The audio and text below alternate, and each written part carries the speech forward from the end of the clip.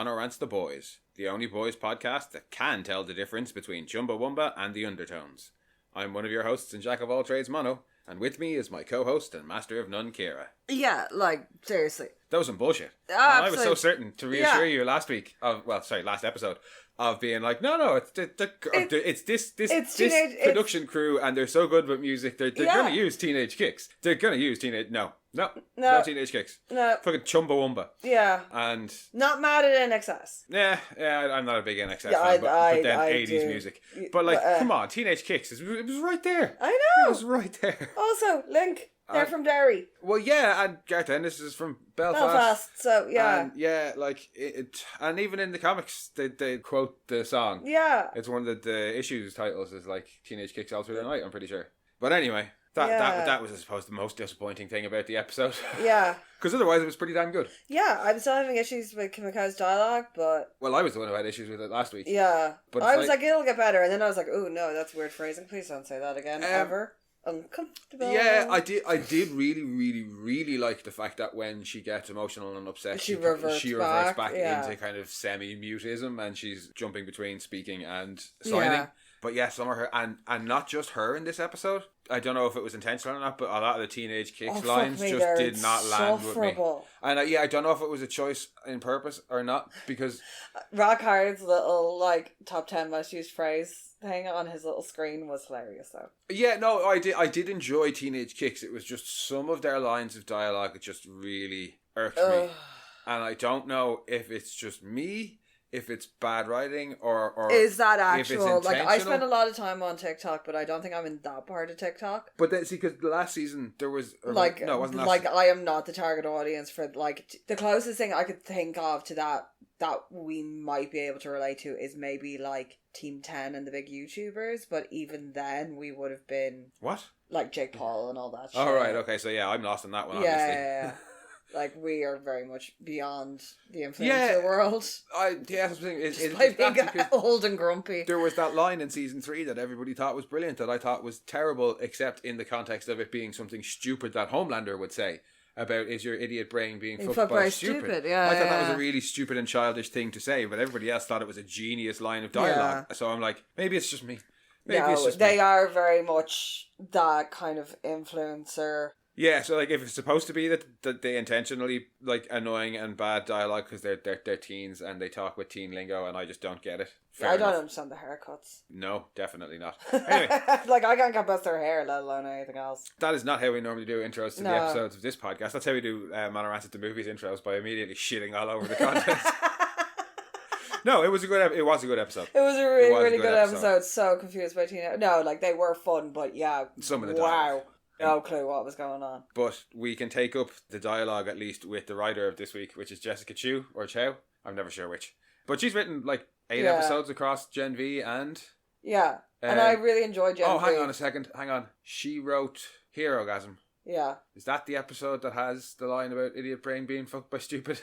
Because she might have written that line. That's the one where Cameron Coleman's getting pegged for the first time, because she's like, if it Ashley is, uses it on I him, will have so to punish you. And he's like, and then he's like, me?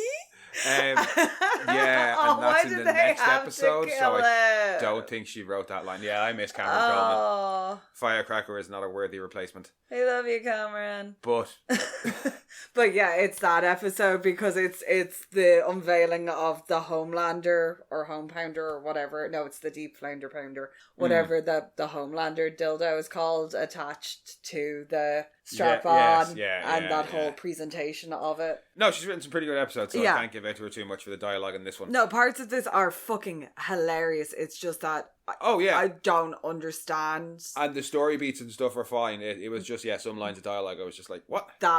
Mostly Teenage Kix. However, ridiculous. And also when Annie catches Huey later on in the episode and she's like, I got you, and he just goes, I know. Yeah. I'm like, did they just know what? Like, I'm not sure what he should have said there. Yeah. And I'm thinking maybe the writers weren't either, because that line just, I don't know, it just feels weird. Yeah, it's weird. Anyway, enough about that, because the director this week is Shanna Stein, again, pronunciations, not sure, has only done one episode before. She did season 4, episode 5, the old McFoddy's farm one. I can't remember what it was. Did Beware the Jabberwock, my son? Was that what that episode was called? I don't know. We've dubbed it Old McFoddy's farm. Anyway, that one. That one. Great episode. Yes.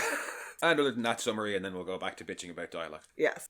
Following the Freedom Camp breakout, Butcher and the boys waste no time in moving forward with their soup virus, though not without some debate. Meanwhile, Homelander feels lonely after murdering A-Train, so he decides to wake up Daddy, and Ashley tries to find her voice, or voices, as vice president. Yeah, every now and again I'm like, we need to record our live reactions watching the shows for vindication purposes. Just for posterity, so that you can be like, when you say, I was fucking right! Yeah, if people don't think we're just saying that.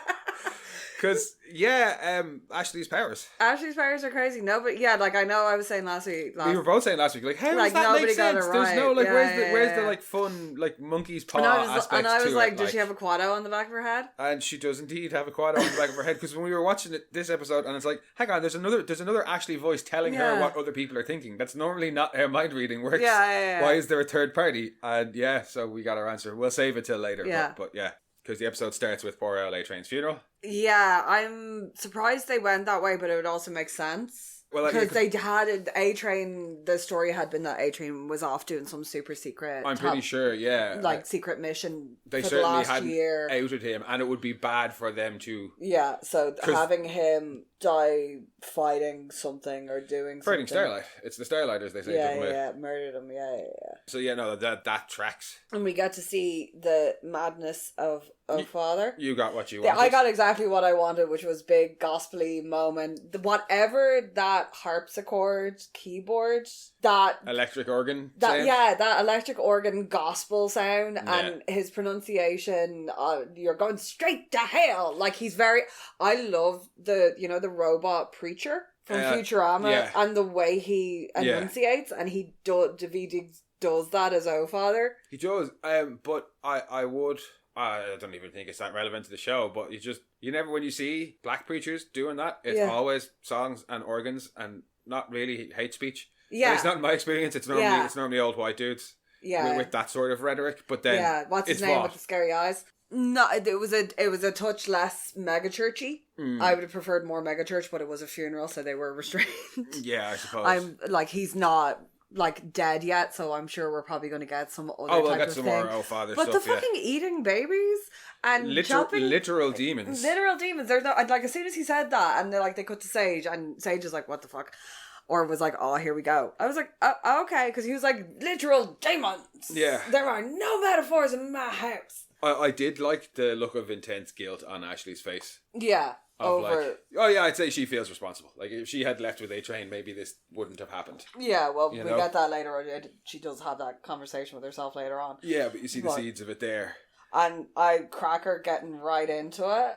Firecracker. Yeah. Oh, she's loving every second of it.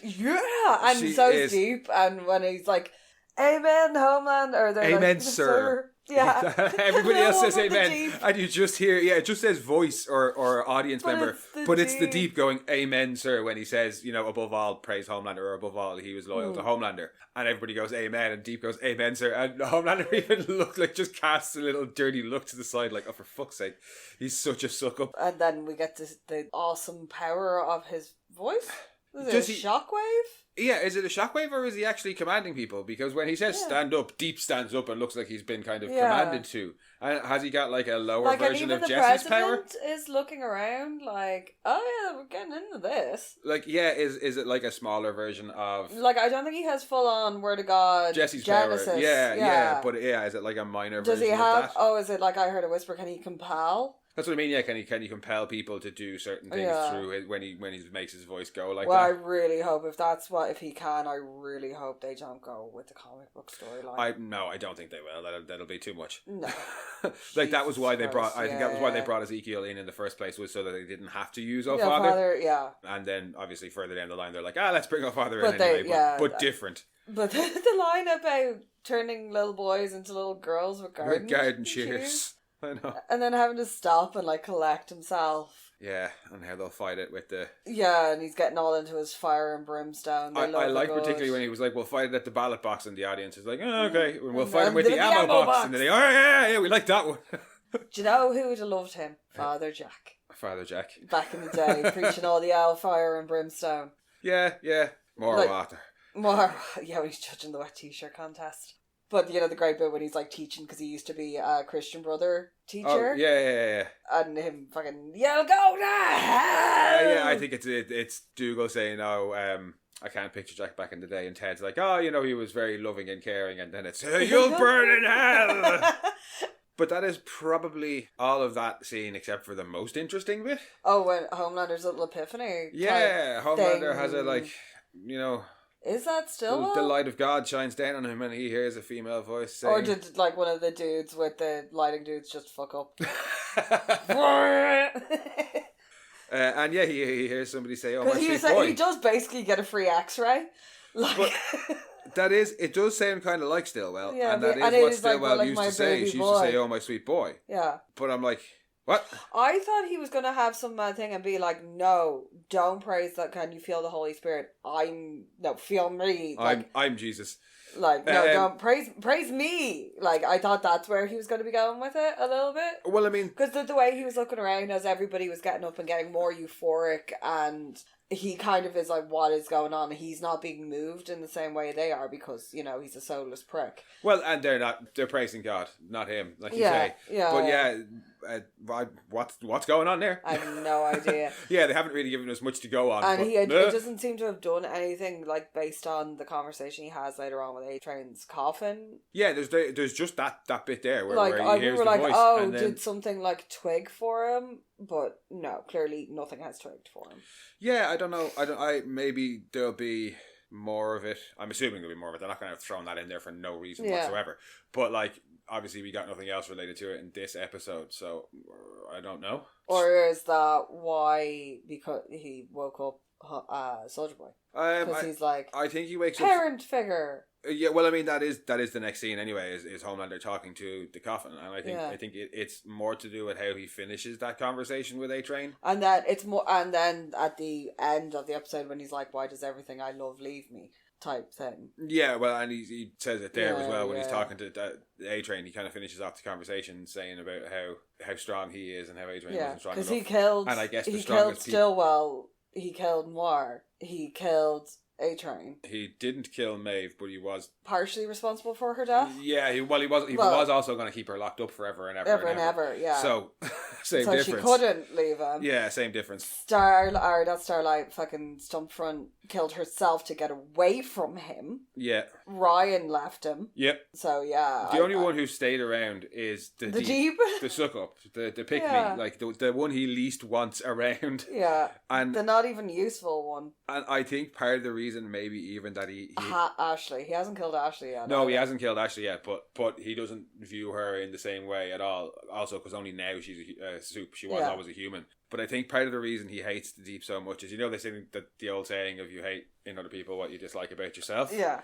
Not so much that, but that is what he wants from people. People like the Deep. No, the mindless, brainless devotion. He says he wants their devotion and he wants their love. He has it from the Deep, but he doesn't like it. Yeah, he absolutely disdains him for it. Like, and yeah, he's just a twisted mess of like neuroses. He really is. But the conversation he has with the coffin is just so funny's not the word, but it kind of is, because like we were saying last week when he's talking to Huey. He just this is why he doesn't get it. He's like, oh, do you remember what was her name? Pop Fan, and the little dismissive hand gesture of, I can't even remember your girlfriend's name who I made you kill. Yeah, and he was like, all of this big mess, your fault, by the way. Yeah. And he's like, and what did I do? I gave you a second chance, as if the right thing to do would have been his girlfriend. Even though it's like he's like, oh, this is all your fault. It was like you had him running the V in the first place. Yeah. Yeah, there's so many lines in there that are just like he full on has Cartmaned the story. Oh, absolutely. Like it is. This is the this is credit, how it went down. I gave you every chance, and you fucked it up at every turn. And it's like nowhere in there does he mention how he treated them the whole way through season 2 and 3. There's study in there in a comparison between Cartman and Homelander. Yeah. Somebody get Lynn.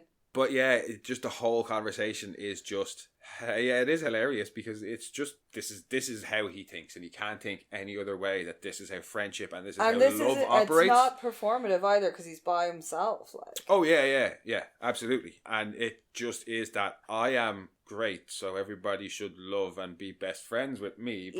But I don't have to be like that with them because obviously I'm greater than them. Yeah, I deserve this. The heights of narcissism and just all of it. Like, it's just, that man. And Anthony Starr, who plays him, just fucking brilliant. And particularly then at the end of the episode when he's like, why does everybody leave me?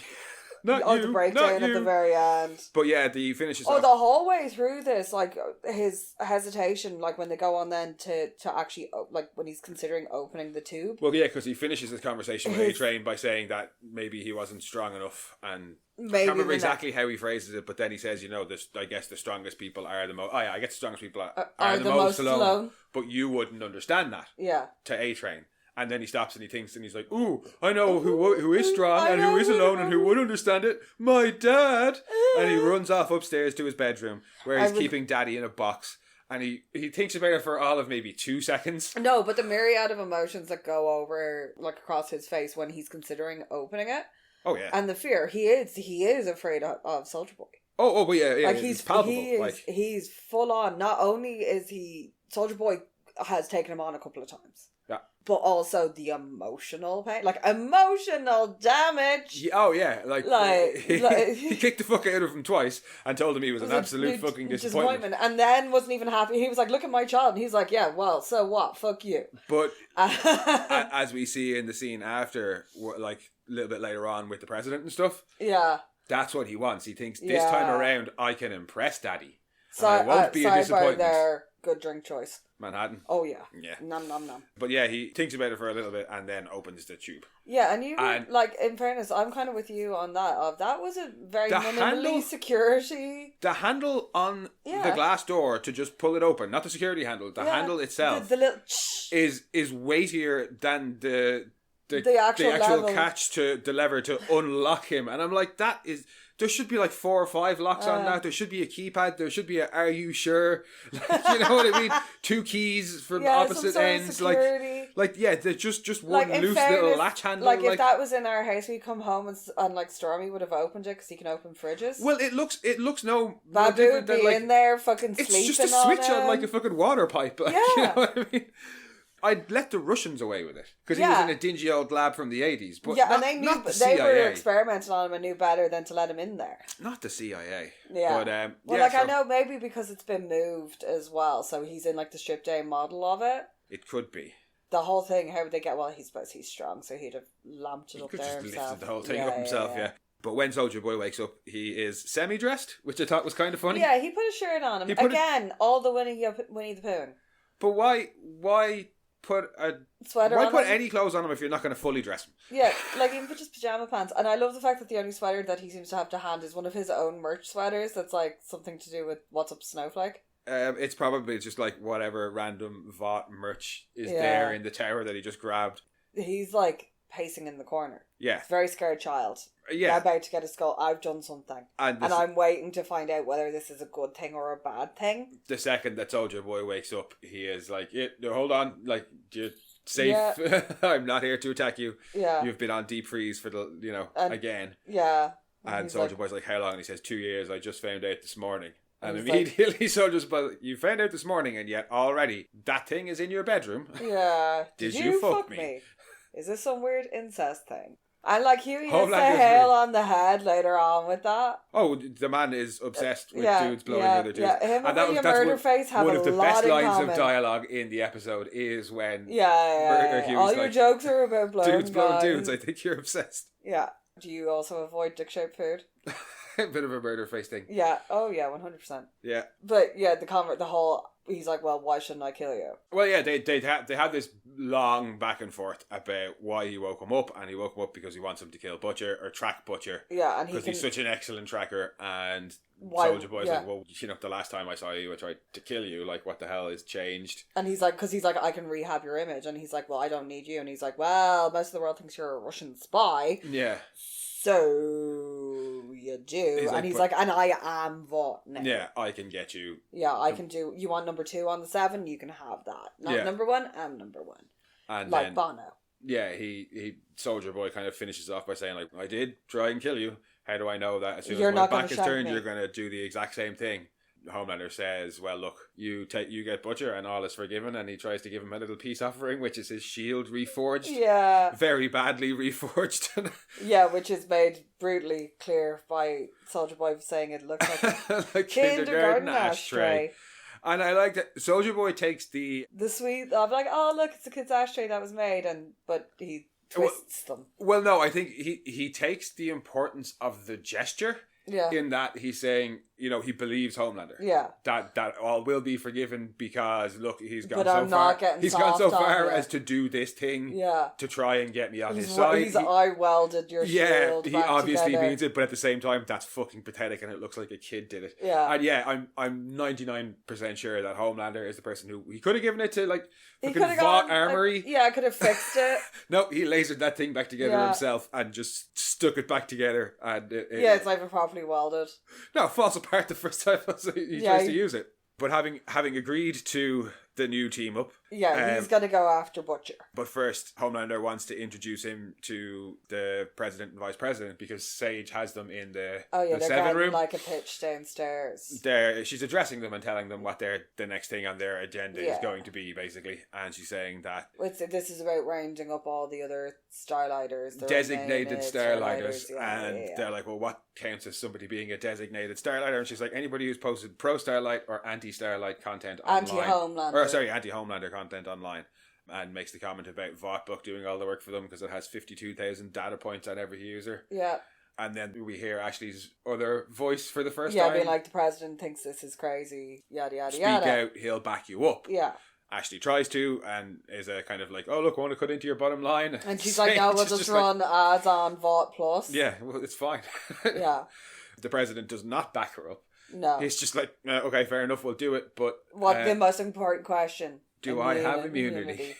Because he has previously, when he kind of tries to protest a tiny bit, he lists off all the things they've already done for them and says the treasury's getting a bit low. Yeah, because that's his main argument against all of this shit is, well, this is costing me a fuckload of money. Well, it's not if I have to raise taxes. Yeah. They don't care about all the other shit we're doing. They'll gladly rat on their neighbours, but pay more for it because they're like, we have to round up all these people, so we're going to need more camps. And the president's like, well, how are we going to pay for all these camps? Yeah. Yeah, that's when Ashley's like, oh yeah, and that's your shareholders and your own consumers. Mm.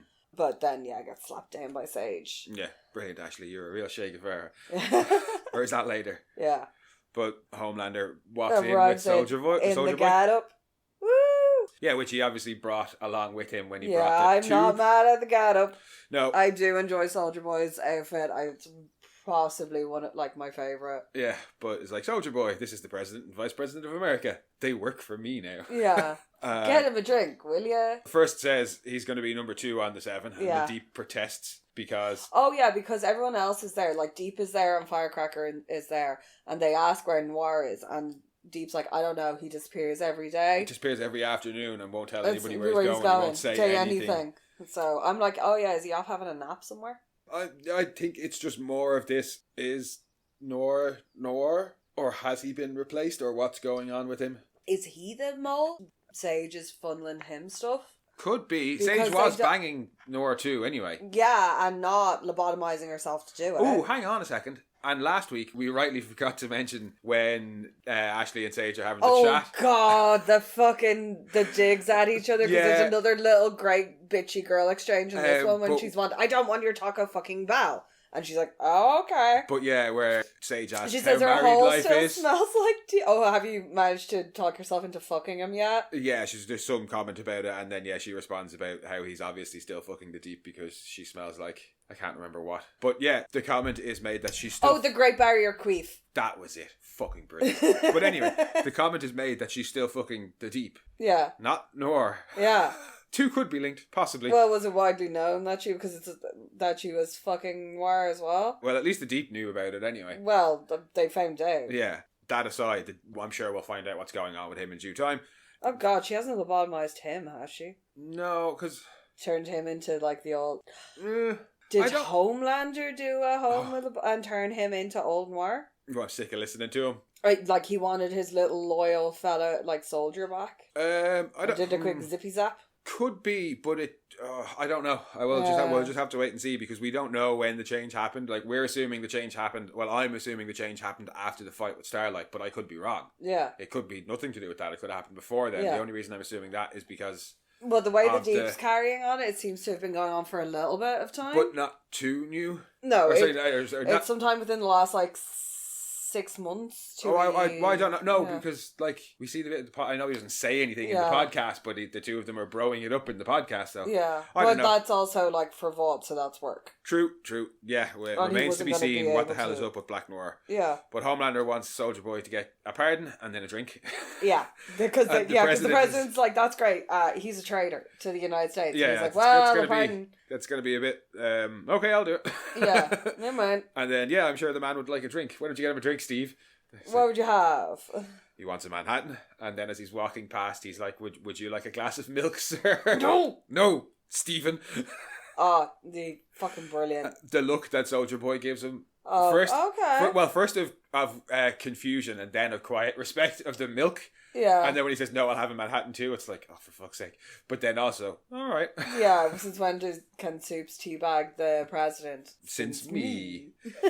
But I do like the fact that he's like, I want the same drink as Daddy. Yeah, but you also get to see the kind of fully remodeled 7 room, it's only him. It's only him there. Yeah, there's no big. The mural is just him with his arms spread, but none of the rest of them. And the statue where at the doors is also just it's him. It's just now big and golden him. Yeah. I also particularly liked his line to the Deep when the Deep protests, and he's like, "We're going in a new direction."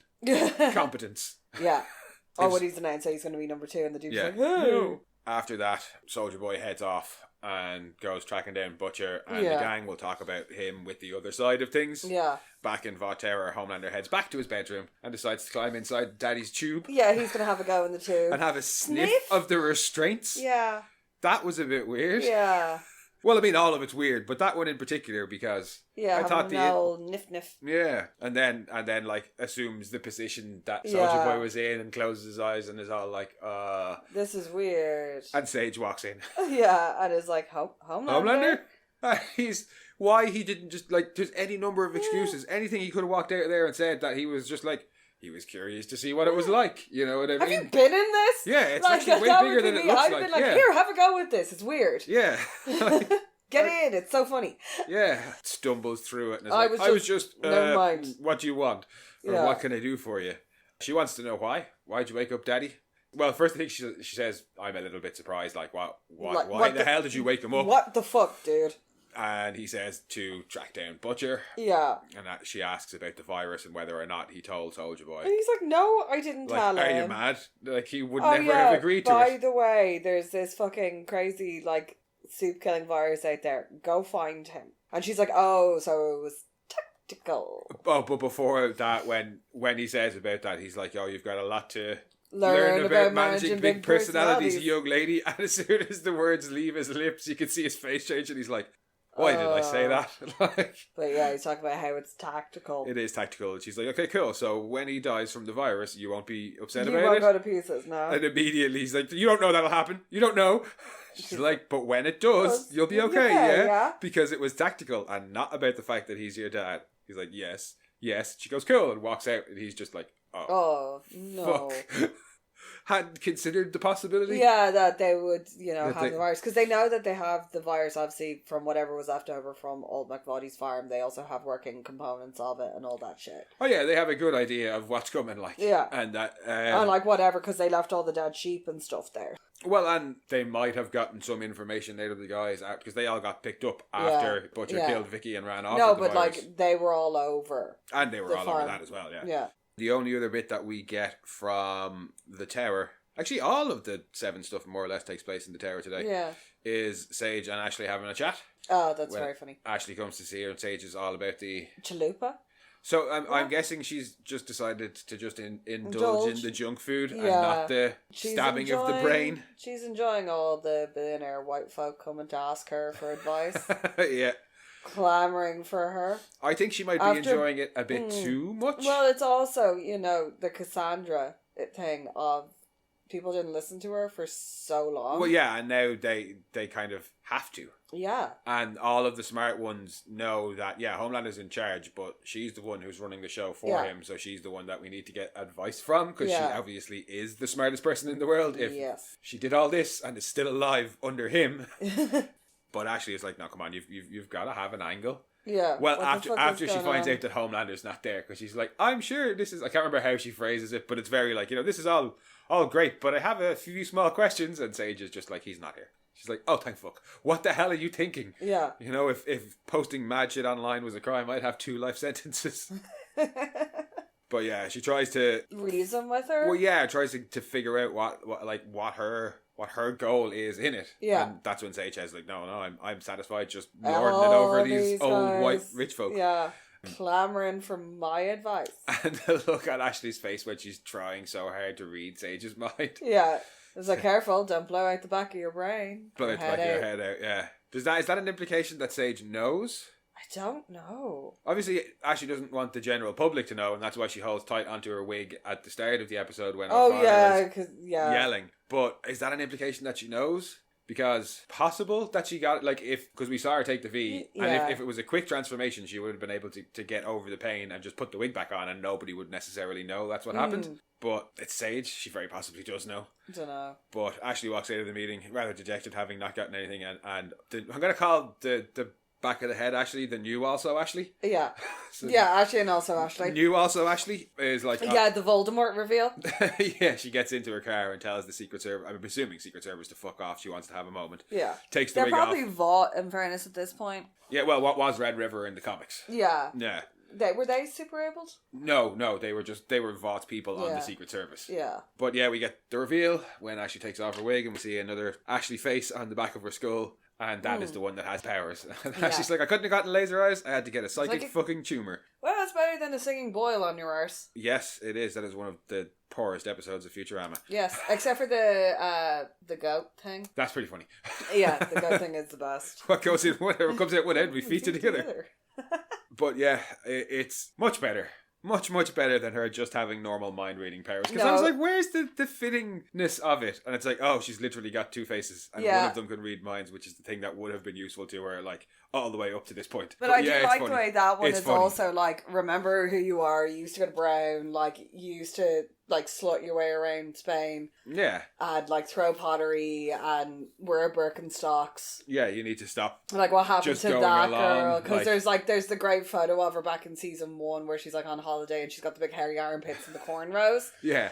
Everybody ate my paella. Yeah, and it's what happened to her? What happened to that, Ashley? Yeah, you wanted to do some good. And she's like, well, going along with everything got us this far. We're still alive. Yeah, and she's standing up is what got A-Train killed. Yeah, because also Ashley is we should have left with A-Train. Yeah, but Ashley's not willing to hear it yet, I'm assuming. Because there's at least somewhat of a change coming for Ashley. I think I said it last week, where I think that she's going to play some small but perhaps pivotal role towards the end when she eventually realises, I'm on the wrong side. Well, she knows she's on the wrong side, but when she plucks up the courage to do something about it. But over on the boys' side of things... Yes, many things. Starts off with Butcher bringing them to his lab. In Erie, Pennsylvania. Yeah. Kimiko's legs have regrown. That was very quick. Yeah, well... Because he does say, Samir, when he gets there and there's the whole don't say a word or I'll fucking do you. Keep your mouth shut or I'll fucking do a lot of you. Big lab. He's like, oh... You're still working on the virus. And he's like, no, we finished the virus. And we get then Samir being introduced and it's like, oh, poor Samir, we thought you got out last time. Well, in Gen V Season 2, Zoe did say that Stan couldn't find her dad, and Stan can find anybody. So Butcher's had him squirreled away for quite a while. Yeah. We're assuming, and then Butcher tells us because he says he found him shortly after all that nasty business with Homelander and Vic and the kid, and he's basically told Samir that Homelander has killed Victoria and Zoe. I don't know, I get the feeling... And that's how he's gotten him on side. I get the feeling that maybe Samir actually knows that Butcher's lying to him. But he's like, what can I do? I've already lost a leg, Yeah, I've lost a leg, he will kill me, or if not this me, is the second he'll time go he's and captured. do something. Yeah, I think he Victoria's definitely dead, he knows for definite Victoria's dead. Because that would be on the news, yeah. Yeah, I think he might have an inkling, but is smart enough to do nothing about it for the minute. Yeah. Huey considers telling him, and the look from Butcher stops him. He's like, no. I think Kimiko's not trying to tell him, but she's just like, how could you work with him? Yeah, like he why chopped off your leg. And he's like, and you held me captive. He's like, you held me captive. And she's like, you shot me with the virus. And he's like, yeah, but your leg grew back. Yeah, he's just got a prosthetic. You have two new legs. Everything from the waist down, brand new. For the third time, perhaps, because didn't she have to regrow everything from falling out of the plane? Yeah. But Frenchie is the one to figure out why they're in Pennsylvania. Is it Pennsylvania? Yeah. Wait. They say Erie, Pennsylvania, not Erie, Indiana. Oh, is there two? Apparently. Alright, well, wherever they are, it's enough for Frenchie to realise that Rockhard is the target for a dry run. Yeah. Because he's the nearest analogue that they could find to Homelander for the minute. We get the brief explanation of Rockhard, who's basically the Thing. Yeah, except that he hasn't been seen much because he humped the Lincoln Memorial so much, and then... No, it was not the Lincoln Memorial, it was on the mountain. Was it Mount Rushmore? Yeah, he said he fucked Lincoln's head on Mount Rushmore. No, it's at the statue of Lincoln. Oh, was that the statue of Lincoln? Yeah, that whatever, I think that's the Lincoln Memorial, because the big tall spire thing is the Washington Monument. Okay. Whichever, and I think the Rushmore head, even for how as big as we see him, Rushmore head might have been a bit too big to fill with hot cum that shoots out the but I don't think a big sculpture head is hollow. I think we're thinking too much about it again. Yeah. But that's why he hasn't been seen around, for desecrating public monuments. Yeah, he's disgraced and in hiding, so nobody gives a shit about him, so he's a perfect target. Yeah, the rest of them just go off to get changed out of their camp gear. Yeah. Because there's a very small bit on the TV, or somebody's watching on a phone, of the Freedom to be Free Act that President Calhoun has signed in, that you can arrest Starlighters before they commit those dastardly crimes. We've got to stop supe violence before it even starts. Yeah, supe hate crimes before they even start. But yeah, it's just a segue into them debating the virus. Well, Annie gives them clothes, and MM's like, where'd you get them? She's like, off from friends. They don't need them anymore. And Huey straight away is like, right, how are we going to get the virus off Butcher? Yeah, Kimiko's like, well, kill him. And he's like, we're not killing him. And he's like, yeah, but he can't have it. Yeah. Like, we can't let him have the virus. Like, we can't let him do that. And he's like, he's right. Well, yeah, the voices that would normally be on Huey's side, specifically on Annie and MM, are like, no, like Kimiko is like, serious shit you're now. not the one who's going to die. Like, yeah, it's not your choice. And she storms off. You don't get to make that choice. And especially when she turns around to Frenchie and Frenchie doesn't back her up straight away and she storms off then. Yeah, she said, why do you always side with them? Yeah. And he goes to follow her and she explains that she lists off all the times that she's died. Yeah. Of all of them, are the only time I ever actually really wanted to die was when I got injected with the virus, like. And now you want to make more of it, like you want to use it. You want to let Butcher do that to me as well. And he explains that no, that's the last thing he wants. He just wants to understand as much as he can about the virus. To protect her better protect her from it. The only way he can do that is by being involved in it. And then he says that he dreamt about her every night that he was in prison, and she dreamt about him too, and it's all very romantic, and they kiss with tongues. And surprisingly not as romantic as I expected Frenchie to be. It's a bit sloppy, desperate, messy. Well, she says close off now. Yeah. And he's like, is your lady parts grown back? Yeah, have you fully regrown? So you called it last week when you said he was going to be most upset. Yeah, her legs took ages to grow back. And then we got a horrible line of dialogue off her that I was like, ugh, which I will not be repeating. Yeah. It was just weird and uncomfortable. I thought some of the lines last week were worse, but yeah, it was weird. Yeah. And what was weirder was seeing them get it on. Yeah. Like I know we've gotten like Huey and Annie before and stuff, so like... It's not that. Like normally I never have any problem with sex scenes in I was general. Just like, no. It was like watching your fucking parents or something. I don't know. Like, it was just because for so long they tried to con us in the show that they were never going to get together. And in season 3 they explicitly... them together is like, no, this is wrong. They explicitly spelled it out in season 3. Yeah, we kissed, it was weird. On the show and behind the scenes, Crippy and stuff came out and said, no, we're never actually going to have them get together. And then season 4, they bring them back together in a romantic sense. And I'm like, you set it up in season 1 and I was like, okay, fair enough. It is a romantic love in the comics, but it's a romantic love that can never happen. Yeah. And in this, they were setting it up like it was going to be a romance. And I was like, okay, fair enough. And then they were like, no, it's going to be a friendship. And I was like, okay, fair enough. And then they were like, it's going to be a romance. And I'm like, just fucking stick with one. And I'm so used to the idea of them not being a couple that by the time they actually fuck on screen, I'm like, this is weird. This is weird. And then they just keep like wearing the faces off each other as well. Oh, the PDAs throughout the rest of the episode are very annoying. Yeah, it's like, stop. And not... They are very much that couple, though. But are they? No, but like... That's the thing. Like, they're not supposed to be. I'll grant them it in the last episode. Yeah. In the heat of the moment, they haven't seen each other in a year. They, he didn't even know if she was still alive. Yeah. That it wasn't the best time to have a big long kiss where you're oblivious to everything going on around you. But yeah, but like the times in the van. Yeah, in the van, and then down later on in Teenage Kix basement, it's like you both know better than this. Yeah, stop. Like you're gonna have time in the van ride on the way home. Like chill the fuck out. And yeah, I thought it was out of character. But yeah, so they fuck and it's weird. Yeah, basically. I'm glad that I wasn't the only one who felt that way.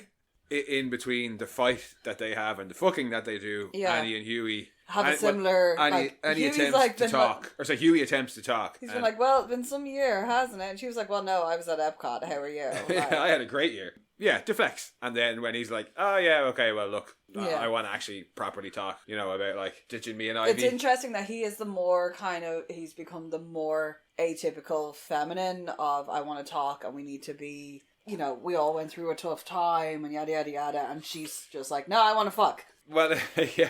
Like, no, because it is kind of the reversal but it's also the reversal of them in season 3 where he was going down the butcher path and she was like, no, talk to me about this and we'll get through it together. And now she's like, no, let's do the butcher way. Yeah. And he's like, no, talk and we'll get through it together. Yeah. But here he's just like, can we talk a little bit about how you fucked off on me and Ivy? For like a year. Well, no, on him and Ivy in the camp, and then the fact that she's acting all like Butcher, and she's like, well, counterpoint, how about we fuck? Okay. Yeah. We'll pick this up later. I'm down for fucking now, though. Emma and Butcher do not fuck. No, thankfully. But after all the fucking and them two not fucking, they head off to the Teenage Kix house, and while the guys are in the back prepping the van, and Butcher are in the front watching Teenage Kix do one of their promos. Oh, the lean water, the zero-calorie water. Diet water, yeah. And it's lean lady diet water. Oh, because it was lean lad diet lunches that Annie was getting when she was being held prisoner. I think that's basically their version of like Weight Watchers. Jetstreak is advertising firecrackers, freedom sticks. Yeah. And Countess Crow, Countess of the Crows. Like a makeup tutorial with Vitality Plus, which is what Huey's mom was hawking last year.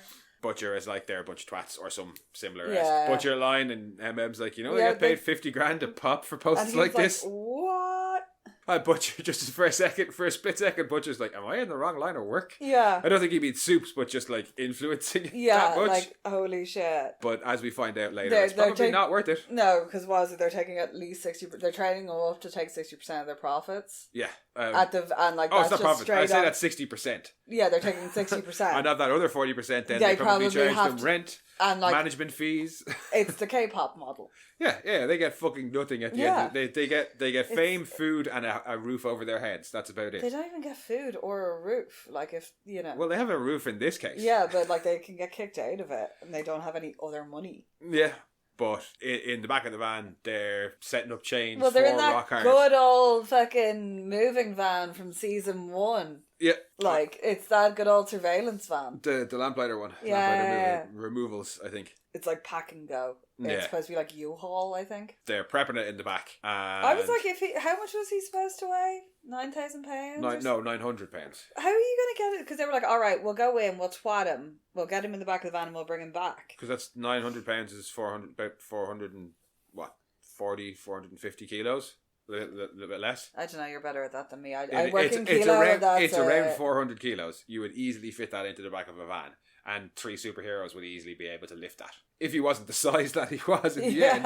But for £900, 3 supes would be able to lift that. And a van would be able to carry that. Yeah, because I was like, damn, the axle on that van better fucking hold. Can you imagine going over a speed bump and the wheels fall off? Yeah, they're not getting rock hard as he is into that van though. Nothing's getting rock hard as he is out of that house. That is like, you couldn't even crane him out. Like, I'm pretty sure he's welded to the floor at this point. There's a bit of a debate in the van over whether or not he's there. Huey thinks he's not, and Frenchie says, well, every day, Countess Crow, Countess of the Crows. Yeah. Because every time her name is said, it's the full name. I know. She's never just Countess Crow. She's Countess Crow, Countess of the Crows. Yeah.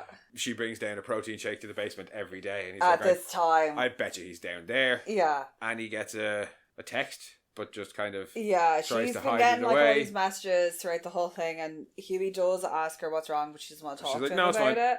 they have their first PDA in the van. Yeah. And then they all head in. And as you pointed out, he's like the guys who go inside the house, like you see Butcher like busting open a gate. But like the four of them just like march up the road and anyway. Then, which, given that it's up to the Teenage Kix house, I'm sure the neighbours are just like, what the fuck now? Because it just seems to be in a burb too. But, it must be the equivalent of having like a frat house in your neighbourhood. As you rightly pointed out, when Huey disconnects the cameras and they're the internet... They're already inside! They're already in the basement. Because like when Huey says cameras and internet are down, Annie responds immediately saying, we have a problem. And the problem is that he's too big. So they're already in the basement. Yeah. So yeah, they've been seen on camera. I was on the second watch through. I was like, hang on. Shouldn't they wait for him to say that before they go in? Especially if they're doing, like, they're trying to, like, whatever about the fact that they have to change the plan, but they were trying to, like, kidnap him. Yeah, and if they didn't want to be seen kidnapping him, they've cameras. Already been seen. Yeah, that like, was I know bad. Butcher don't give a shit. He's like, blah, blah, blah. No, but Huey should have copped that. Like, any number of them should have copped that. And, like, if the plan had been go in there and kill him, it doesn't necessarily matter that they get seen because they'll be long gone. But if the plan is to kidnap him, then you want to try and get as good a lead as you can on it before people figure out what's happening. You want to do it a little bit more like inconspicuously, like maybe drive the moving van up into the driveway, because that makes more sense than the moving van being halfway down the street and them going to have to bring it in. They're going to have to carry him. Or they're going to reverse it up to the house. Now, just reverse it up to the house. That, like, and then on the cameras, it's like, oh, you got a moving van coming up. You open the back, you get out. Or cut the cameras and then reverse it up. Yeah. But yeah, anyway. that was poor planning on their part. Loose end. Yeah, but yeah, the problem, apart from the one we've just discussed, is that they get in there and they find out he's fucking massive. Oh, good God, he's everywhere. Do you know huge. Who he reminds me of? What? Pearl. In Blade. Yes, yeah. Except there's no UV light torture. Also, MM's mom, kind of, just in... Oh, yeah, the terms of immensity. Immense size and being down in the basement.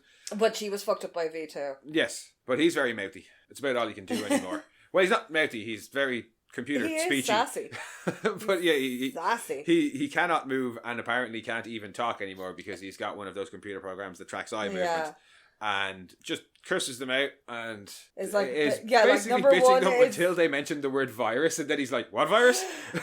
And then he just stops breathing. Well, yeah, because he does that later on. And then it's not much later on, but yeah, they're like, doing in here? What are we going to do? You know, Huey wants to call it off. Butcher reckons that they can just do it there. Yeah, they're like, well, we're never going to be able to move him now.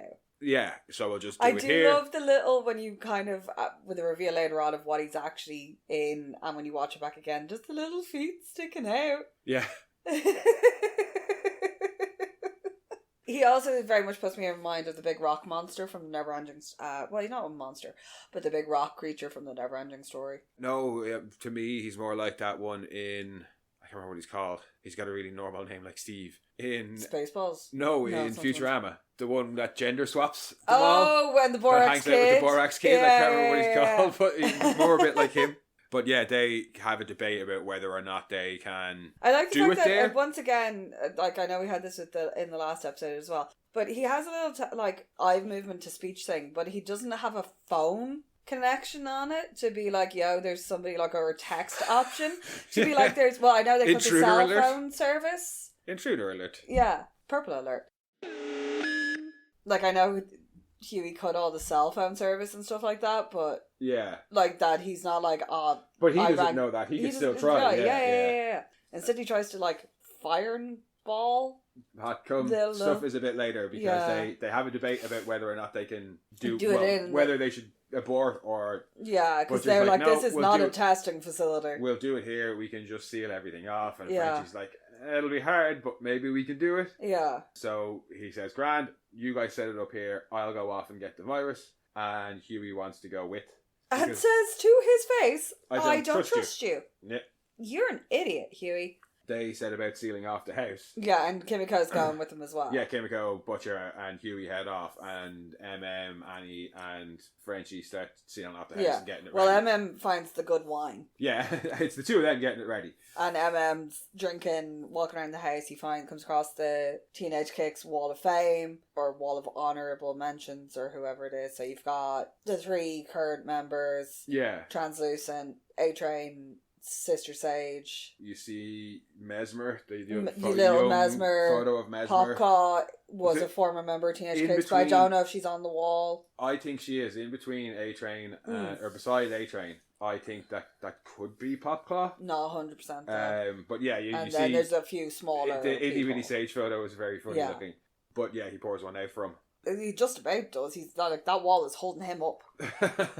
And he was their getaway driver. Yes. Well, he's drunk now. Yeah. Because they're not going anywhere. Yeah, he's just wandering around the house. He's just wandering around the house having like a look around and realises he overhears fucking Countess of the Crows, upstairs filming one of her promo spot things. Yeah, it's a makeup tutorial. Yeah, and she's arguing with her crows. Yeah, about how she has to do it. Yeah, you know this. Well, it's after she says the line about how the makeup stays in place when you're throwing starlighters into vans, and that's when the crow... Yeah, is like, Rawr! Yeah, and she's like, I have to do it, like I don't have a choice. They make me say this. One or both of the crows spot MM and attack him. Yeah. And she... I hope when she stands up and starts being like, do you know who I am? I am Countess Crow, Countess of the Crows. How dare you come into my lair? Yeah, and he just kind of bundles the crows into a sheet and throws them out into another room. Yep. And she's like, oh. Fuck. Yeah, because all she can do is command crows. I'm guessing she doesn't have any of that superhuman strength, and that's why she's not out on patrol. And also that's why she gives up entirely. When else? Then you see MM just pulling her along by the arm later. If she was strong, she would have tried to fight him. If it's mind powers, it doesn't to be you don't to be as strong. Yeah. And of any of the ones that we've met that I can recall, yeah, anyway. Kate, no, she got an arm exploded. Also, like, can easily be detained as long as she can't touch you. Yeah, she doesn't seem to have like super strength. Mesmer definitely didn't get killed by Butcher. Yeah. Mindstorm. Well, he got that psycho strength though, because he got that paranoid delusional strength. Well, he doesn't do anything that seems particularly strong, and he doesn't do anything that's like fighting wise. Yeah, and that shield would have crushed in anybody's skull. Yeah, in fairness. So, and I'm guessing Ashley is probably not very powerful. We know Sage isn't as well. So you get mind powers, you don't get super strength. But he drags her downstairs. And they're like, look who's been going patrol. They're like, fuck it, and Starlight straight away as well. Put her with Rockhard. Oh, actually, because we skipped over the coming lava mountain porn stuff. Oh yeah, it's gross. That's how they work out how big he got. He's just been in there beating his bishop. Yeah, he's just jacking it all day long to making pornography and shooting Frenchie's and then, like kind of not whimsy, but the bit how it represents the passage of time. Yeah, his Frenchness is showing. Yeah, it's like a metaphor for the passage of time. He's like, it's a metaphor for my balls. Again, those lines of dialogue, but that one I wasn't surprised by. Yeah, I was like, absolutely teenage boy dialogue. Well, I don't think they're supposed to be teenagers. I think Teenage Kix are like college. Ish age, at least over 16 or 17, old enough that they could probably be like emancipated legally and left. Well, and MM says to how old are you? Like 19? Later on, but before MM comes in with her, and he gets another text, and tells Frenchie that she's lost another cell. Yeah, like that's all of them gone now, and that's why she's not afraid of the virus, because she led all these. He's like, well, you didn't kill them. Yeah, and she's like, yeah, but they followed me. And that's why she doesn't want to talk to Huey, because Huey will basically try and make her feel better. Yeah. And Frenchie's like, well, hey, look, this is my area of expertise. Yeah. If anybody knows about beating themselves up and wanting to wallow in guilt. Yeah, send myself to prison. It's me. But you need to get up and keep going, because if you don't, it dishonors the dead. Yeah. And like Annie's kind of just like, I don't want, I'm willing to die because I can't have a happy ending. And Frenchie's like, well, it's not necessarily about a happy ending, but you got to keep going to get to the end point so that their deaths mean something. If you give up now, their deaths don't necessarily mean a thing. And then Emmem comes in with Kate's Crow. And Annie's like, well, she's going to have to go with the rest of them. Yeah. Well, with Rockhard, she doesn't say, she just says same as Rockhard. Yeah. And looks kind of, yeah. MM doesn't look happy about it, but doesn't protest. No. And just, I don't know, is it gym equipment or something that he straps her to? Yeah. Well, we also skipped over something else when MM is wandering around the house. It's She-Line's room. Oh, yes. And her litter box. Yes. Oh. Her big ass stanky litter box. I mean, you can train cats to go in the toilet. Yeah. They are clean animals. The fact that litter box had clearly not been scooped in a while. Well, I'm surprised she not was scooping it herself, obviously. Yeah, and I'm also surprised she was even still using it at that point. She's probably shitting all over everybody else's bedrooms. Yep. But I was like, no, like she really is. Well, back that with way her. Inclined. Her and Jetstreak are off arresting people for TikTok. Yeah, they go out on patrol in their big branded Hummer thing. Yeah, pull people out of their homes for posting stuff about Starlight and then film Turbo Rush ads as they're arresting them and throwing them on vans. Oh, the whole, you missed it, the line's Turbo Rush. I do actually enjoy She-Line. You're the like just kind of adorable idiot. Yeah. She's very much like the Deep, and I kind of fear that the pair of them. I think she is. I don't think Thingy killed her. No, I don't think she's dead. No, but I do want to see her and the Deep interact because it's a marriage made in idiot heaven. I don't know if she'll come back because by the end of the episode, Jetstreak is dead. Countess Crow has gone home. Presumably. Yeah, she's gone, and she was choked out. She was choked out, but it'd be weird to bring back one of them if the other two of the three. No, well, just because Deep happened to be there, and I can just if she comes running up to the house, I was like, and Deep's like, let me comfort you. Probably. But, like, it's a marriage made in idiot blonde heaven. It kind of is. Like, the two of them together would be hilarious. But yeah, they make it... Well, she fucks up because she forgets her lines, and they're more concerned with getting the ad right. Yeah, well, that's the payday. Than actually what they're out there doing. Tits are lopsided. So, fuck me. And then he's like, if you ruin my shot, it's on. Damn. It's on site. As in, shoot on site. Yeah, it's on site. Like, because that's it. They're like, because Countess Crow's like, when Jetstreak gets back, he's going to shoot an RPG up your ass. But he never seems to have any weapons on him. Yeah, and I assume Jetstreak is...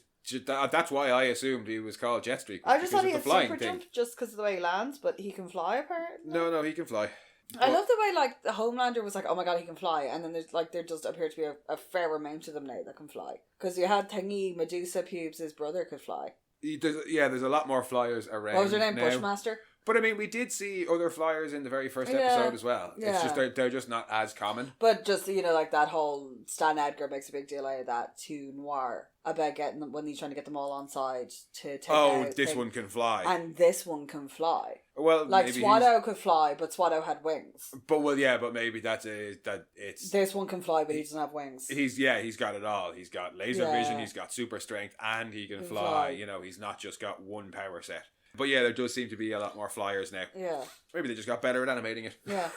But it is telling that that's what they're more concerned with, and that they're just like, let's just leave this kid alone in his house. It doesn't matter. Oh yeah, well, you'd have the whole montage of them doing various like TikTok dances. They had them in the last episode doing the "I'll laser every single one of you" with the remix. Oh yeah, those two have, him in particular have definitely drunk the Kool-Aid, because he's even like, have fun in the freedom camps. But when he's berating her over getting it wrong, I just love the way she looks at the can and she's like kind of pawing at it. Oh no. Yeah, I can't believe I forgot it. She's not the most believable on-screen Cat persona. That will always be Cat. Oh yeah. That will always be Cat. He is ultimate personification of Cat. But yeah, no, she has something there. The fight later on when she gets punched in the stomach and hawks up the hairball. Yeah, but I was like, damn, she flexy. As they're arresting your one and throwing her onto the bus, the kid comes out crying, and Butcher and Kimiko and Yui drive past, and they're like, we have to stop him. Yeah, Huey and Kimiko want to intervene. Butcher doesn't want them to, and Kimiko was like, well, fuck that. I don't give a shit about the mission. I'm going anyway. And he grabs her by the arm, and you can hear a little squelchy squelch, and Huey's like, no, don't do it. It's not worth it. He's effectively holding them all hostage at this point. Yeah, he is. But they get back to the lab, they get the sample of Samir. Samir's like, it says that, like, what they tell it can kill everybody. There's also, like, a percentage chance. There's a non-zero chance it could kill. Huey asks what will happen if it breaks it, because it's incredibly fragile. Yeah, and he says it could kill every single soup on Earth. And there's a non-zero chance it could kill every human on Earth as well. Hooray! But yeah, they get the virus and start making their way back. Him hitting the potholes on purpose on the way back to fuck with them. I know. Oh, he's such a cunt. They have a little chat about Annie. Butcher's like, you're going to get her killed because of all your pussy shit. Yeah, you've got to get over all this like pussy whip shit. Like, cause that's why she's pulling away from you, because she knows what needs to be done. And Huey's response is, well, no, you're going to get her killed. Yeah, with all this madness. With all of this madness. Is there any part of you that's even human anymore? And he says he won't let her. Yeah. Or he won't let him. And he's just like, noted. But there's definitely malice behind the ice. Yeah, but that's okay, because that conversation is abruptly called off by S.H.I.E.L.D. through the windscreen. Yes. I was like, damn, what is that windscreen made of? Yeah. They nearly break the vial. It's safe though, thankfully. Yeah, it's the first thing they check. Yeah, Huey's just like, yeah. Fucking grab it. And they look at Dunder and like, oh fuck, isn't he supposed to be dead? It never occurred to me that he wouldn't have told them that he was put on ice. Assume he hasn't told them anything. Yeah, because they're like, he's like, yeah, he was supposed to be, but then the CIA put him on ice for a while. Yeah, put him on ice. And they're like, and you didn't tell us that till now? Because he can still technically depower all of them. Yeah, and you see him power up. Like, he threatens it to Homelander earlier on in the episode. But you actually see him charge up. Yeah. He charges up in a minute. Because, Butcher says, Butcher comes out and goes like, oi, oi. Yeah. Because now, instead of testing it on Rockhard, we can test it on Homelander's dad. Yeah. So you guys leg it, and I'll take care of him. And rendezvous wherever, yada yada yada. Yeah. But so you guys get this over there. I'll try and lure him. Yeah. And Jensen Ackles still has that bow-legged walk. He does. The dude walks like a cowboy. He really does. I do love that suit though. That is a fucking great suit. But yeah, the two of them then. Oh, their little banter. Have a banter. I like the way he's just like, go on there, and he doesn't hesitate and he just shoots him and is like, oh, so it is true. You are one of us. Yeah, it won't save you. He was like, yeah, well, can't beat him. Join him. Then beat him. But tries to restart and he's the like, old deal. He's like, are you a dead man? You put me in a box. And he's like, yeah, well, did Homelander tell you we have this big nasty virus? No, he didn't. Why do you think you're here? And not him. You're the fucking patsy. Yeah. Again. So, how about you kill Homelander like before, and we're good. Soldier Boy's not buying it. No. So Butcher throws a car at him. Yes. I'd flattens him with the car as well. Well, like into a hole in the ground. Yeah. Like, hilariously. When Jetstreak and Sheline hear it and run up to see what's happened, he's like pushing it off. He pushes it off and he like climbs out of a hole in the ground. Yeah. And the two of them are shocked. They're like, oh my god, it's Soldier Boy. Yeah. He's like, right, cool, the two of you are working with me. And they're like, well, but you're a socialist. And he just punches Jetstreak. No, but the way Sheline goes, oh my god, you're Soldier Boy. And the way he looks at her and he gives her a little up and down little grin is like, hey. And it is Soldier Boy after all. And straight away is like, hey. And Jetstreak is like, but you're a socialist. And he just turns to him and then just cold cocks him straight in the nose. Yeah. Like, what the fuck? He's like, don't be so fucking stupid. Yeah. And then tells them, gives them orders. He's like, a Jap and a ferry went that way. You get them. Yeah, just to remind you, he's still a horrible racist homophobe. Yeah. And go. Technically not wrong with the Jap though. Like, she is Japanese. She's Japanese, but it's still a derogatory term. I know. And he's like, you'll go get them and kill them, otherwise I'll pull your intestines out your assholes and tie them together. And they're like, and they look at him and he goes, no! And they just run. Yeah, they're not arguing. Yeah, go get him. Somebody calls MM. Huey calls MM while they're running and is like, you get kind of more of the conversation from MM's side. And he's like, what? Soldier Boy is alive? No, he calls Frenchie. No, he does call MM. And he's like, oh, Soldier Boy's alive. And Frenchie stands up and is like, what the fuck? Yeah. And he's and on the call the way is there, basically. And then the call is cut off. And he's like, we gotta go. Oh, we skipped over. There's another small scene back at the house where... Oh, he's talking to Countess Crow. While Annie and they're trying to Frenchie are trying to jackhammer into him to get him to breathe. Anything to get him to breathe. Because his heart rate's down to like 10 beats a minute. He could go like several hours without taking a breath. MM goes to have a chat with Countess Crow. I think ostensibly to try and find out if there's a way that they can get him to breathe. Yeah, because like that is it. He's like, we just need him to breathe. But then he kind of gets distracted by MM. Yeah, no, that's it. It's MM being. He innately part of him. He has to help people. He sees.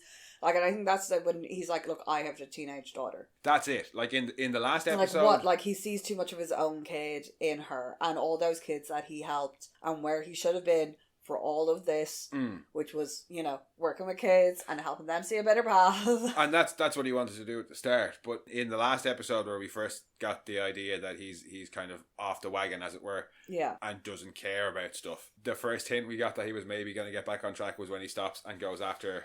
Love Sausage. Yeah, because he's like, I'm having you. That was more of a revenge thing than anything else. Because that was also very much, he wasn't going to get a shot at Soldier Boy, but he could get Love Sausage. Yeah, and there was a little bit of personal history there, but also I think it was the way that Love Sausage was treating the prisoners too. Whereas this, he had initially agreed to just let her become another casualty of the war. But then, he's already seen she's on a whole lot of medicine.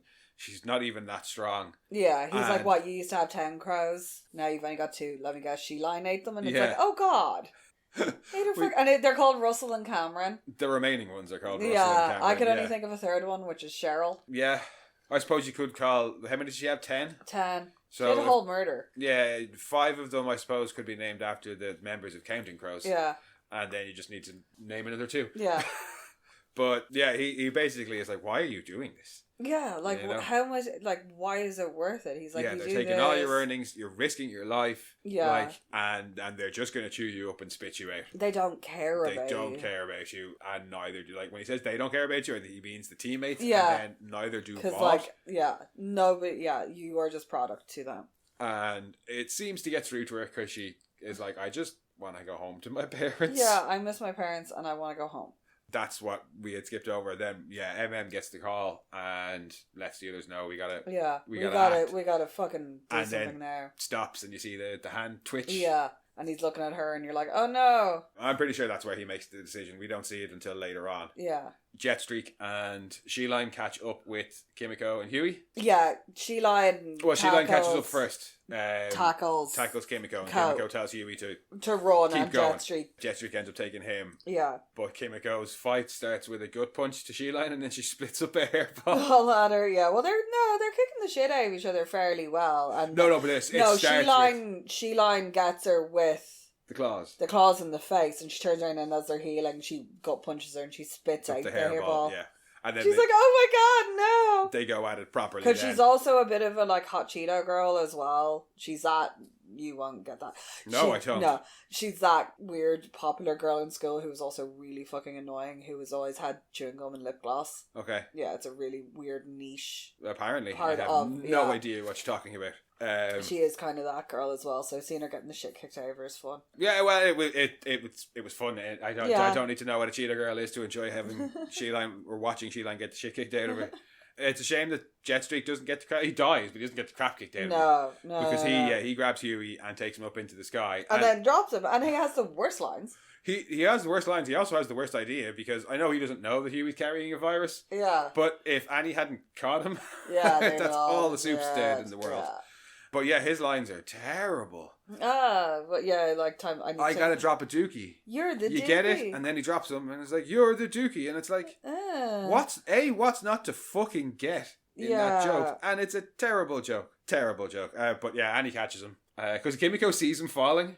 Yeah, and just strangles out. I was like, is she going to try and run and catch him? Because she's not going to be fast enough. No. But obviously MM had said what was going on, and that Kimiko and well, the phone got cut off, like, so but I don't know. So presumably he had gotten enough information. But Starlight's gone out to have a look for them. Yeah, catches Huey. They arrive back, and they're having like a little moment of tenderness. Yeah. Butch is just like, I can't. And they're booting it like, yeah. And Soldier Boy is just like 2 or 3 steps behind him. And it's just, the framing of that was beautiful. I do love that when they're like, he's running down the street and Soldier Boy comes out onto the crossroads and sees him, just starts running at him. Yeah. And it's like, do more cardio. Do way more cardio, because they run in and Soldier Boy chases them all the way down and is like, Huey Campbell, how the fuck is it come staying like you still like alive? I can't remember exactly what he says, but it is another gay related insult, and followed by a few more. And but Huey's response is like all your jokes are about men blowing men. I think you're a little bit obsessed. Yeah, and then he follows it up by calling him a swelling ass pirate or something. But grabs the vial off him and is like, "Oh, is this the soup killing virus I've heard about?" Yeah, smashes him into a wall. Before he goes into the house, Jetstreak lands next to him and he's just like, you're with me. Oh, you're with me. Yeah, that's right. Because Rockhard, for whatever reason, wants to shoot Hot Cum at Soldier Boy. Yeah. Probably because he also thinks he's a commie. Yeah. Jetstreak has learned his lesson. It's like, no, do not do it. And then he coughs up blood. Yeah. And does Rockhard's head explode and then you see the reveal of Frenchie with the virus, or you see the reveal of Frenchie with the virus and then Rockhard's head explodes? The reveal of Frenchie with the virus. He looks up and Huey's putting on the gas mask. Yeah. And Soldier Boy goes to chase when he sees in the mirror that he's all starting to bubble. Yeah. Rockhard's all bleeding down his nose. His face pops out. jet streak drops to the floor, and Soldier Boy sees It's himself all in the mirror. bubbling. They're out and they've dropped the big kind of like main door and they pull the plastic down. They're watching it. Yeah, they make sure that Soldier Boy dies and then head outside where the three supes waiting. Of the boys are waiting.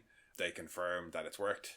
And Kimiko goes to run up to Frenchie and he's like, no. Butcher's like, are sure they I'm dead? not And they're like, yeah, worked. He goes, oh, I wish I'd been there to see it, or I'd love to have seen it. And Huey straight away is like, no, you don't. But yeah, he does. Yeah, because he it's does. Butcher. Yeah. And it's probably good that he didn't see it because it would have just given him a hard on for using it again. But yeah, it's Butcher. Of course he wanted to see it. And Kimiko goes to hug Frenchie and he's like, no, my love, until I'm sure that I'm not carrying it, which is the first thing they do, because back at Butcher's lab, Samir gives them all they've all like triple checked, they're all good, they're not carrying it, and it's not, so Butcher goes straight over able to infect I did humans. like that. Butcher goes over to stand with Mother's Milk while they watch the footage, and he has the little moment of, we got Soldier Boy, which is all Mother's Milk has ever wanted. So I think he's going to be back on track now. Yeah, MM's happy because he got Soldier Boy. Well, no, based off what t-shirt he shows up in. Well, I think more, because I love the Britney Spears more shirt. Releasing the Countess. Yeah, because as well, when they're leaving the house, he sees her across the road. She goes to come across the road, and then she makes thank you and runs off. And I think that's going to get him more back on track than anything to do with Soldier Boy, especially because Soldier Boy is not actually dead. No, he's not. And V Zombies, woo! But MM and Butcher are happy with how they think it's worked out. Yeah. Frenchie and Kimiko have a chat about running. Well, Frenchie wants Kimiko to run away to an island, and they're in the like, Pacific. no, we need to see this through. If we die doing this, it'll be penance for what we've done. More or less, yeah. She says that they can't because of all the innocent people they're rounding up, and that it's penance for all the lives they've taken. And he quotes himself from earlier in the episode saying they just got to get up and keep going every day. That's what they resolve to do. Annie and Huey actually go to talk, and she tries the sex advance again, and he's like, no, we actually need to talk. Like, if you don't want to, that's fine, you don't have to, but I have a few things that I need to say. Yeah. Because she's like, that's fine, I'm not going to talk then. And he's like, all right, look, just don't give up. Yeah. You know, if you don't want to fight, okay, you don't have to fight, I'll fight for both of us, but just don't give up and don't turn into Butcher. Yeah, please don't turn into Butcher. And he holds out a hand, and she does grab it. So I think there is more work for Annie to be done for Annie, but I don't think she's going to go full Butcher. Annie's got a touch of, in 12 Monkeys, the TV show, and the end when Thingy gets stuck in the future for like 9 months, and she's all like, you don't know what I went through. And it's like, dude, he grew up in that. He lived it. That's his normal life. He knows, yeah. Like when she's stuck with Deacon. She's being like, you don't know what I had to do, Huey. Mjolnir, or what, not Mjolnir, whatever the fuck it's called? Jolinar. Yeah, it's got a touch of that going on. Like, I get that you're beating yourself up and, like, you want to be... But everybody there has something to beat themselves up over. Yeah. Like, no offense, but you're not Special Princess, like... No, she's on a similar journey to Huey in season 3. And she knows that Huey will be the one that would pull her out of it. And she doesn't want to get pulled out of it. But she's going to have to be. And that's everything from the boys, with one small exception. Yeah. Butcher goes back to his actual whatever apartment he has that's not the fucking lab. Yeah.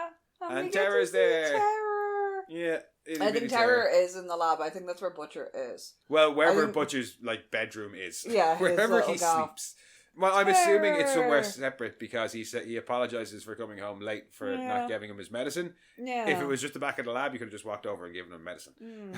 But yeah, Terror's there. Woo! He got Terror back off duty. Terror. Yeah. Like, I'm kind of like, we get Terror. Like, I'm sad that we didn't have Terror the whole way through, because Terror fucking shit was hilarious. Oh my god. They better not have brought Terror back just to do what they do in the comics. What, kill him? Kill him. Because Butcher's already gone past the point of no return. Yeah. And that's kind of what tips him over in the comics. Yeah. But do not kill Terror. Yeah, what was the whole point of him going and getting Terror? Yeah, if you just brought Terror back so that you can kill him, I'd be very unhappy. The actual dog that played Terror did Bentley Alexander did pass away last year. Yeah. But please don't kill Terror. Don't kill Terror. Or can we have Terror and Jamie living happily ever after? Like Shrek and the donkey and the dragon from Shrek. Well, Jamie's still off tearing it up in Russia somewhere. I know, I really, I just want to see every now and again little... Jamie and Terror ride off into the sunset on Sloane's back. Yay! The end. Yep. But it's not the end of the episode. No. Because Homelander shows up at the house. Oh, yeah. And that's like the Deep is there. So that's why I was like, I'm really hoping we'll get a Deep and She-Line kind of scene. Because the Deep's there and he's like, oh, we locked it all down and they got all the hazmat and shit. Well, he really want her to show up after he's talked to Homelander.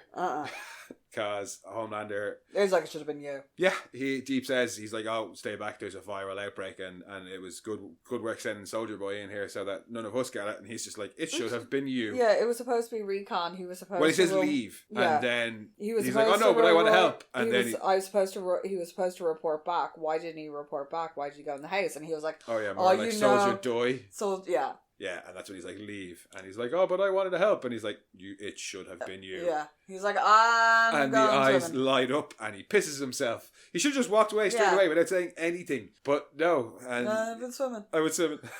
Even before that. Yeah. Like when Homelander says leave and he tries to like protest. No, just go. Just go. But yeah, he pisses himself. Yeah. And then runs off. And Homelander has a little freaky deek out. I like that it had a little bit of steam as well because it was chilly. Yes. And yeah, because you can see the body bag, like you get kind of a closer look of Jet Street getting taken out. And there's Soldier Boy on a gurney, and he's having his little breakdown of why do they always leave me? His little cry. And, not you as well. Like even though you sent him to his death, well done. Yeah.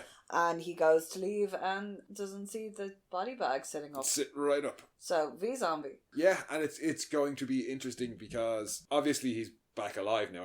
I didn't think they had killed him off. No, but and not just because the trailer spoiled it again. Has it just burnt the V1 out of his blood and he's okay? Because it's in a different formulation. Is he just like human now? No, I reckon it's just a sickness that he got over. It's strong enough to kill normal soups, but V1 is stronger, so all it does is make a V1 person sick. Yeah. And then you get over the sickness. Yeah, because he had all the boils and stuff the way the first iteration down in the woods did. Yeah. When it really does look like Lamplighter coming out of or Blondie Clark or whoever it is coming out of the closet.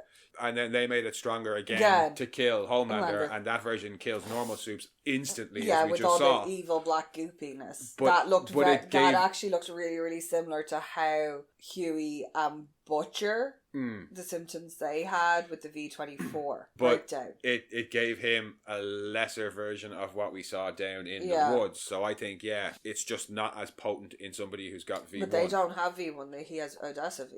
Yeah, which is why he's going to want to get V1, which we know from the trailer. Yeah. But no, what I'm saying is going to be interesting is we had kind of thought that Soldier Boy and Homelander were going to team up to go against the boys. Yeah. But I think he's going to be a rogue element now. Because he views what the boys did to him as a betrayal.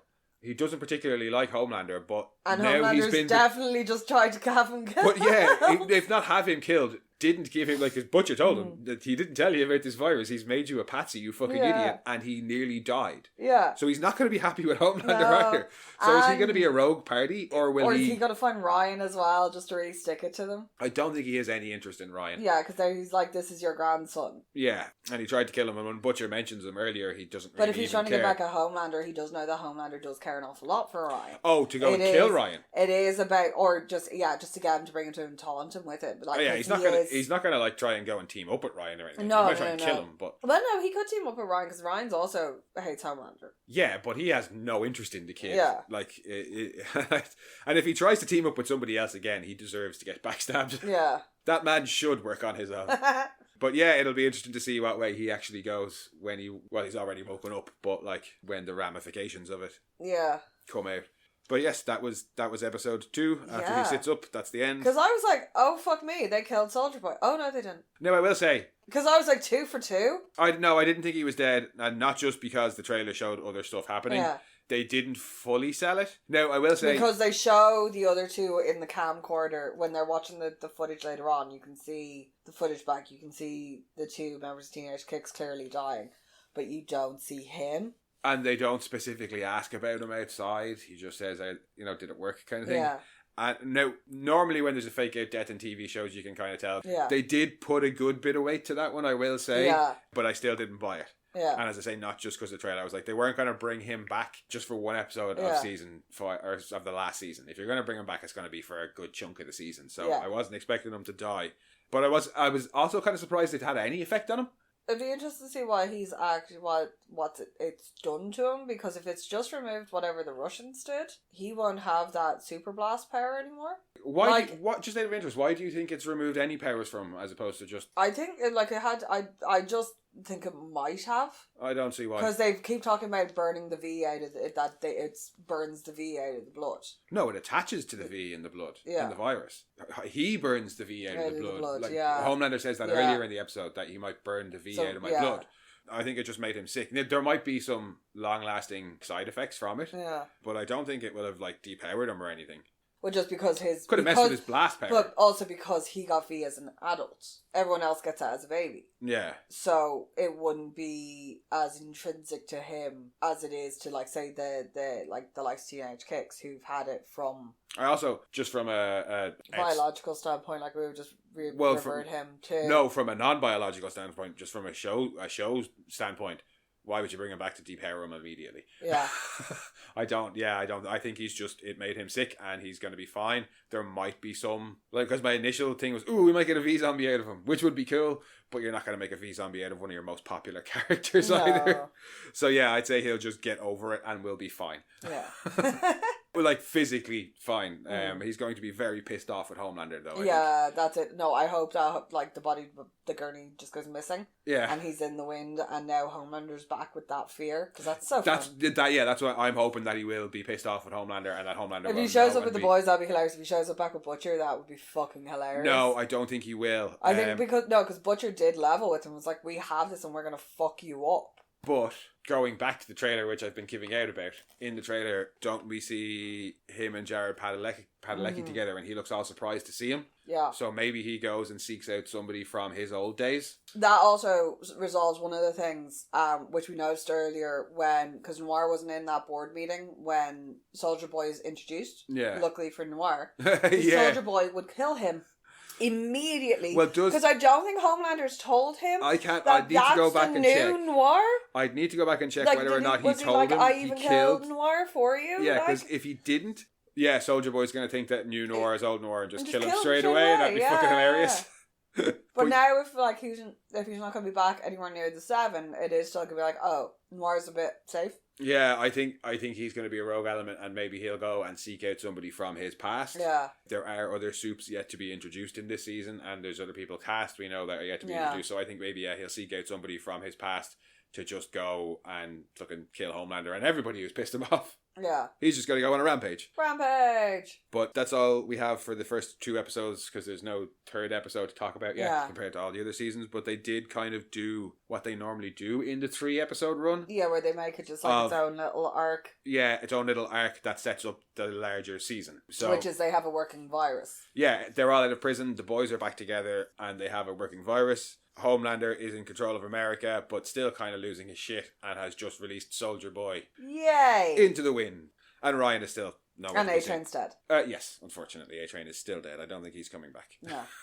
But I really enjoyed that episode. As I said, there was issues with dialogue, but overall, I very much enjoyed it. No, it was really, really good. I was kind of annoyed that there wasn't a 3rd episode. Yeah, it's not. So I was like, no, I have to wait. We got used to it. Yeah, we have to wait, but not too long. No, nicely paced. Yeah, dialogue was annoying, but I think that's just children these days. Yeah, I can't decide if it was children these days or bad dialogue, or maybe a little column A and a little column B. But it didn't spoil the episode by any means. Yeah, definitely looking forward to see where they go from here. And a little bit more of Homelander's America and his reach and his control over government bodies. I'm more interested in what Sage's end goal is, because I know what Homelander's end goal is. Everybody loves me and I rule everything. That's boring. Tell me what Sage's plan is.